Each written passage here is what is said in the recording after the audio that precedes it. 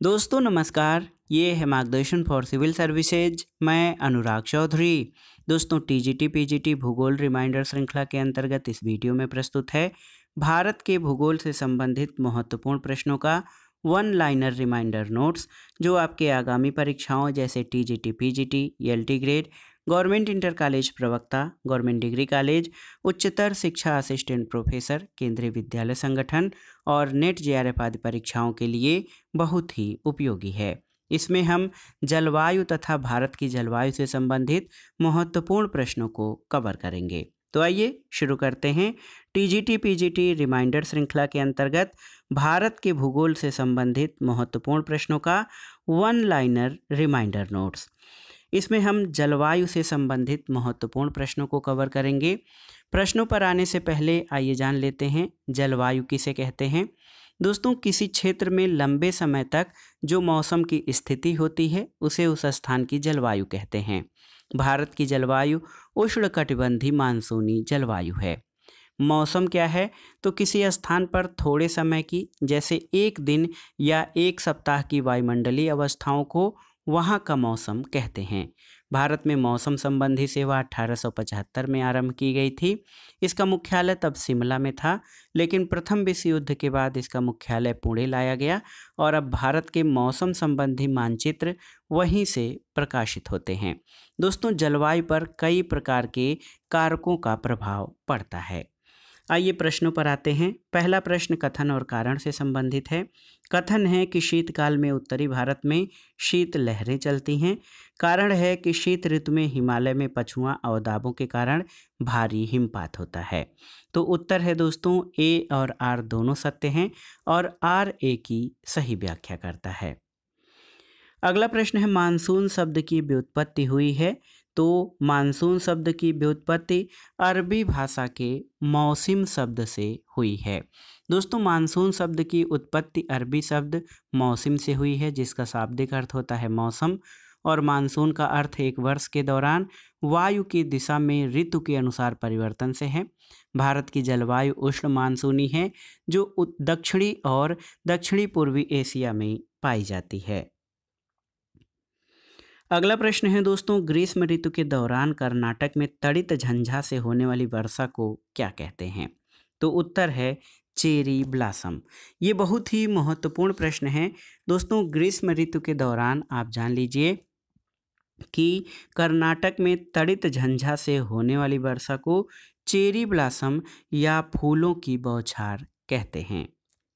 अगला प्रश्न है ग्रीष्मकालीन वर्षा की मात्रा को अवरोही क्रम में ध्यान में रखते हुए शहरों के जो क्रम हैं वो कौन कौन से हैं, आपको बताना है। तो आप जान लीजिए, सबसे अधिक वर्षा जो है कोलकाता में, उसके बाद इलाहाबाद, अब प्रयागराज में, और फिर अहमदाबाद। ये 3 शहर दिए गए हैं। तो ग्रीष्मकालीन वर्षा की मात्रा को अवरोही क्रम में ध्यान में रखते हुए कोलकाता, प्रयागराज और अहमदाबाद ये ग्रीष्मकालीन वर्षा के अवरोही शहर हैं। अगला प्रश्न है पर्वतीय क्षेत्र जो अधिकतम वर्षा प्राप्त करता है वो कौन सा है? तो ये है खासी पहाड़ियाँ। बहुत ही महत्वपूर्ण प्रश्न है दोस्तों। आप जान लीजिए कि मेघालय में स्थित हैं गारो, खासी और जयंतिया पहाड़ियाँ, और यहाँ पर आप जानते हैं कि खासी पहाड़ियाँ पर्वतीय क्षेत्र हैं जो अधिकतम वर्षा प्राप्त करता है। अगला प्रश्न है आम्र वर्षा या मैंगो शावर क्या है? तो आम्र वर्षा दक्षिण भारत में होती है और ये आम की फसल के लिए आम के लिए बहुत ही अच्छी होती है, इसलिए इसे आम्र बौछार या आम्र वर्षा कहते हैं। अगला प्रश्न सुमेलन करना है यहाँ पर मानसून के वापस होने की स्थिति और क्षेत्रों का।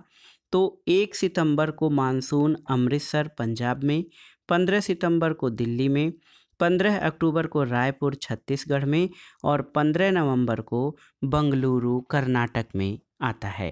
तो ये मानसून के वापस होने की स्थिति है। 1 सितंबर को अमृतसर पंजाब में, 15 सितंबर को दिल्ली, 15 अक्टूबर को रायपुर छत्तीसगढ़ और 15 नवंबर को बंगलुरु कर्नाटक में। अगला प्रश्न बहुत ही महत्वपूर्ण है दोस्तों। इसमें पूछा गया है कि भारत का शुष्कतम स्थल कौन सा है? देखिए, बहुत ही महत्वपूर्ण प्रश्न है कि भारत का शुष्कतम स्थल कौन सा है। तो इसमें आप जान लीजिए, लेह जो है ये सबसे कम वर्षा वाला स्थान है और ये शुष्कतम स्थल है। और भारत का ये सबसे शुष्कतम स्थल है केंद्र शासित प्रदेश लद्दाख में स्थित लेह।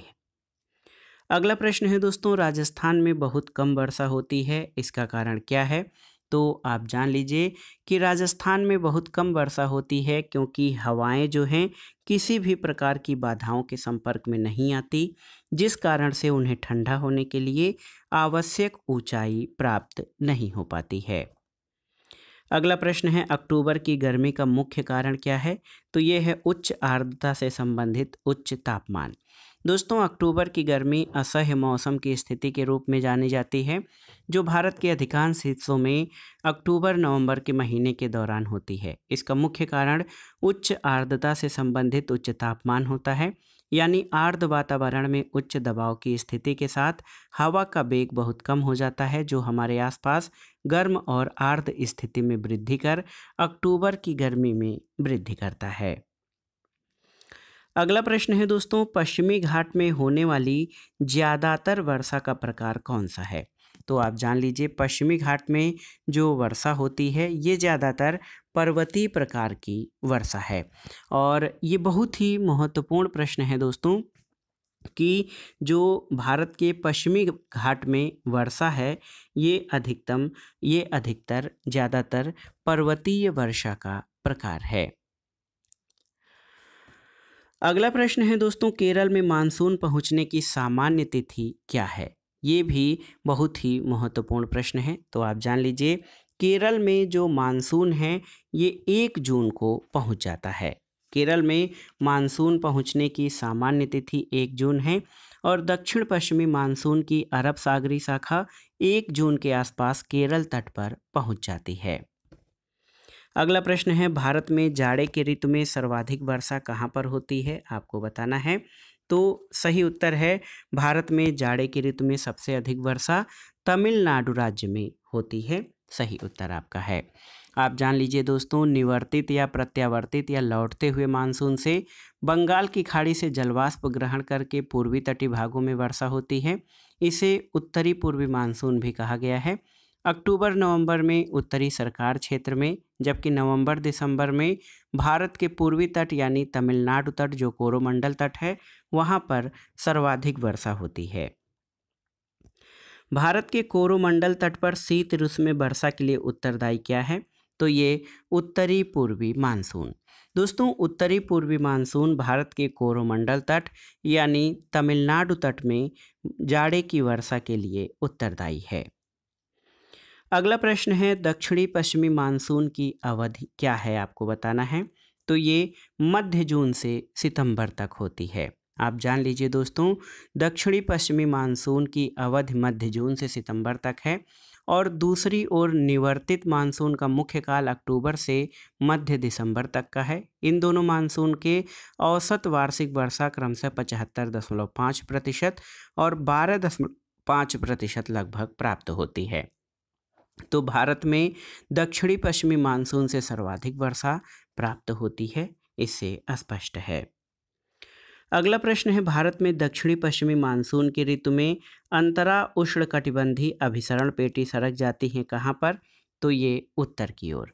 आप जान लीजिए, भारत में दक्षिणी पश्चिमी मानसून की ऋतु में अंतरा उष्णकटिबंधीय अभिसरण पेटी उत्तर की ओर सरक जाती है। जुलाई के महीने में ITCZ 20 डिग्री से 25 डिग्री उत्तरी अक्षांशों के आसपास गंगा के मैदान में स्थित हो जाता है।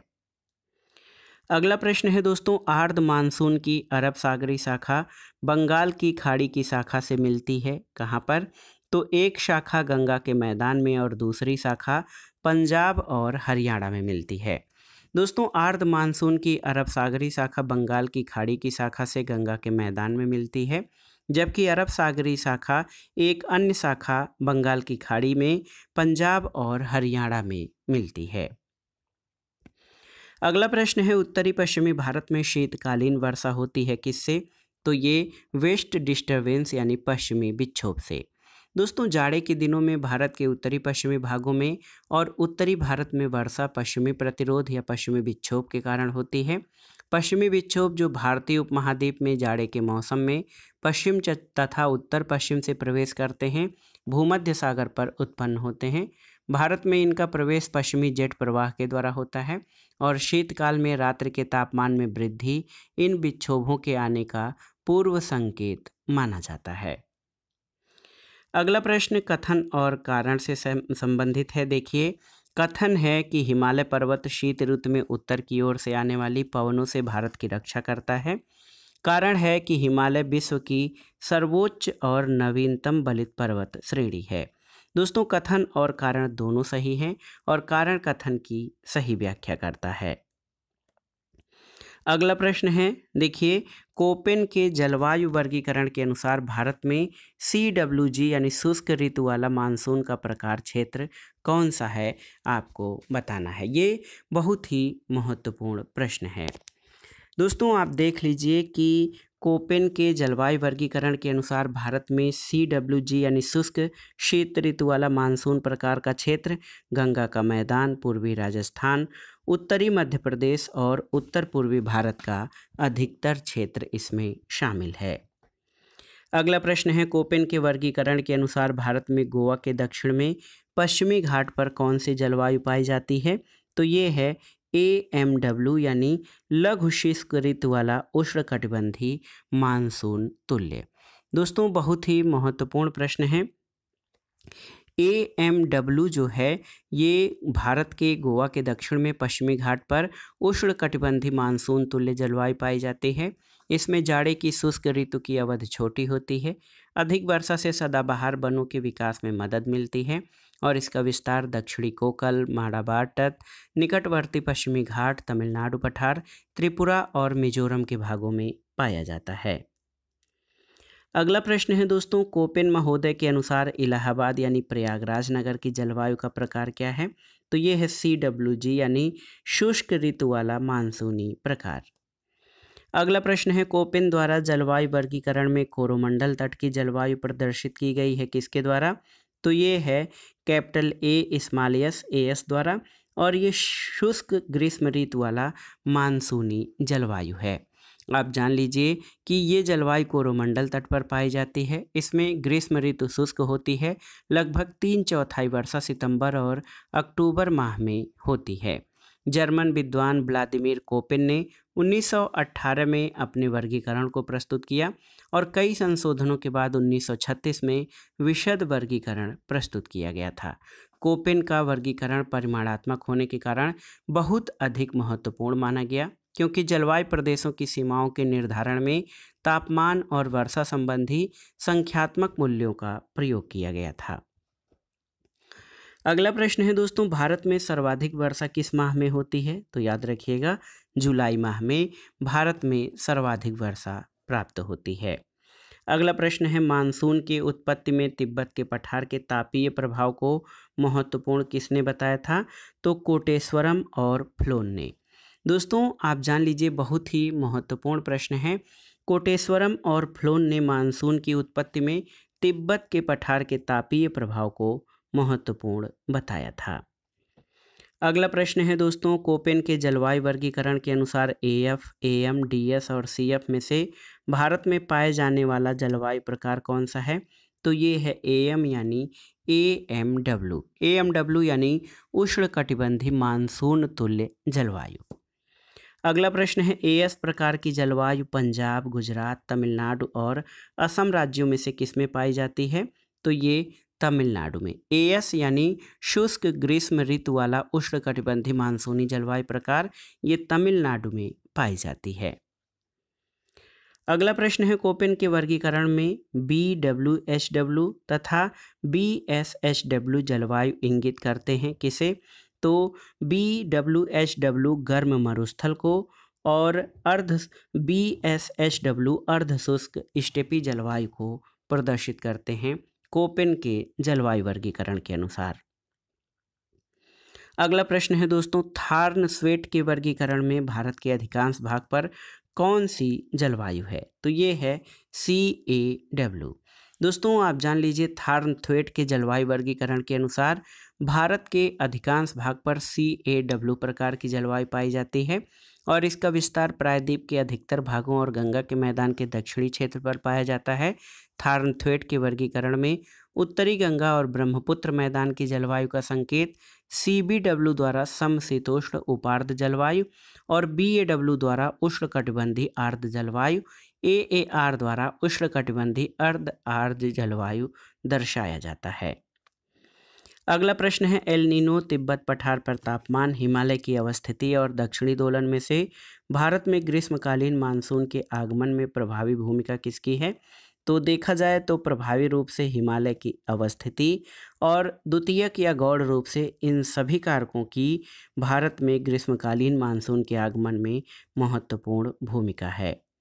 अगला प्रश्न है दोस्तों हिमालय, पूर्वी घाट, पश्चिमी घाट और सिंधु गंगा मैदान में से जहां ग्रीष्मकालीन मानसून सबसे पहले आता है, तो याद रखिएगा पश्चिमी घाट में ग्रीष्मकालीन मानसून सबसे पहले आता है। भारत में ग्रीष्मकालीन मानसून यानी दक्षिणी पश्चिमी मानसून का आरंभ केरल राज्य से होता है, जिसके अंतर्गत पश्चिमी घाट की उपस्थिति है। भारत में कुल वर्षा का लगभग 92% दक्षिणी पश्चिमी मानसून से प्राप्त होता है। भारत एक उपोष्ण मानसूनी जलवायु वाला देश है और भारत में इसकी सक्रियता जून से सितंबर तक रहती है। अगला प्रश्न है अरुणाचल प्रदेश, छोटा नागपुर पठार, मालाबार और निम्न कर्नाटक पठार में वर्षा का सर्वाधिक विचलन मिलता है कहाँ पर? तो निम्न कर्नाटक पठार में वर्षा का सर्वाधिक विचलन मिलता है। अगला प्रश्न है दोस्तों उत्तरी पश्चिमी भारत में शीतकालीन वर्षा होती है कैसे? तो ये पश्चिमी विक्षोभ यानी पश्चिम से आने वाले चक्रवात से। अगला प्रश्न है भारत में सर्वाधिक वर्षा वाला क्षेत्र कौन सा है? तो देखिए पश्चिमी घाट, हिमालय क्षेत्र और मेघालय, ये भारत में सर्वाधिक वर्षा वाले क्षेत्र हैं और मेघालय के मासिनराम में विश्व का ये सर्वाधिक वर्षा वाला स्थल है। अगला प्रश्न है दोस्तों कोपेन के वर्गीकरण के अनुसार कोलकाता जिस जलवायु का प्रतिनिधित्व करता है, तो ये उष्णकटिबंधीय सवाना प्रकार के जलवायु का प्रतिनिधित्व कोलकाता करता है कोपेन के वर्गीकरण के अनुसार। अगला प्रश्न है दिल्ली, मद्रास, मुंबई और कोलकाता में से जिस महानगर में अधिकतम वार्षिक तापांतर पाया जाता है, तो ये है दिल्ली। दोस्तों देखिए मद्रास, मुंबई और कोलकाता समुद्र तटीय जो हैं शहर हैं, लेकिन दिल्ली मैदानी भाग में स्थित है, इसलिए ये समुद्र तट से दूर है और यहाँ पर अधिकतम वार्षिक तापांतर पाया जाता है। अगला प्रश्न है दोस्तों श्रीनगर, जलपाईगुड़ी, कोलकाता, जोधपुर और रांची में से जहां अगस्त में वर्षा की परिवर्तनशीलता सामान्यतया अधिक होगी, तो ये जोधपुर में। जयपुर, पुणे, जैसलमेर और बीकानेर में से शुष्कतम स्थल कौन सा है? तो उत्तर है जैसलमेर। जैसलमेर शुष्कतम स्थल है और सबसे कम वर्षा भारत में लद्दाख के लेह में होती है। राजस्थान के पूर्वी भाग पश्चिमी भाग की तुलना में क्या हैं? तो राजस्थान के जो पूर्वी भाग हैं ये पश्चिमी भाग की तुलना में अधिक आर्द्र हैं। भारत के उत्तर पश्चिम हिस्से में शीतकालीन वर्षा कराने वाले पश्चिमी विक्षोभ की उत्पत्ति कहाँ से होती है? तो याद रखिएगा भूमध्य सागरीय क्षेत्र से। भारत के उत्तर पश्चिम हिस्से में शीतकालीन वर्षा करने वाले जो वेस्ट डिस्टर्बेंस या पश्चिमी विक्षोभ है, इसकी उत्पत्ति भूमध्य सागरीय क्षेत्र में होती है। अगला प्रश्न है दोस्तों कोपेन के वर्गीकरण के अनुसार CWG का जलवायु क्या प्रकार है? तो ये शुष्क शीत ऋतु वाला मानसून प्रकार है CWG। अगला प्रश्न और इस वीडियो का आखिरी प्रश्न है दोस्तों कोपेन के जलवायु वर्गीकरण के अनुसार भारत में गोवा के दक्षिण में पश्चिमी घाट पर जो जलवायु प्रकार पाई जाती है, तो वो AMW यानी लघु शुष्क ऋतु वाला उष्णकटिबंधीय मानसून प्रकार कोपेन के जलवायु वर्गीकरण के अनुसार भारत की गोवा के दक्षिण में पश्चिमी घाट पर पाई जाती है। तो दोस्तों ये था आज का वीडियो TGT PGT भूगोल रिमाइंडर श्रृंखला के अंतर्गत जलवायु और भारत की जलवायु से संबंधित महत्वपूर्ण प्रश्नों का वन लाइनर रिमाइंडर नोट्स, जो आपके आगामी परीक्षाओं के लिए बहुत ही उपयोगी है। आप इन प्रश्नों को तैयार कर लीजिएगा। वीडियो आपको कैसा लगा हमें कमेंट बॉक्स में ज़रूर बताइएगा। वीडियो को लाइक करें, शेयर करें और इस चैनल मार्गदर्शन फॉर सिविल सर्विसेज को सब्सक्राइब करें। वीडियो देखने के लिए धन्यवाद दोस्तों। नमस्कार।